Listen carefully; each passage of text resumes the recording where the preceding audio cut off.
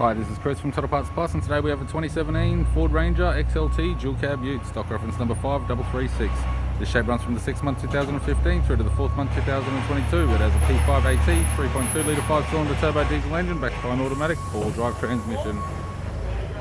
P5 AT 3.2 litre 5-cylinder turbo diesel engine. We have the radiator grille, aftermarket ARB steel bull bar with all bolts, brackets, spotlights and filler panel. Right hand headlight, left hand headlight, left front 17-inch factory alloy mag, painted black, good tyre. Left rear 17-inch factory alloy mag, painted black with a good tyre.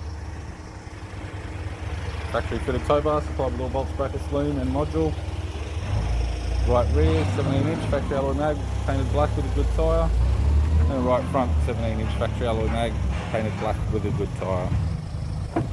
We have the driver's side door trim, power window master switch. This vehicle is fitted with black leather interior, automatic type console, automatic gear shifter, heated control, sat nav display screen, interior mirror, left sun visor, courtesy lamp, right sun visor, and the instrument cluster.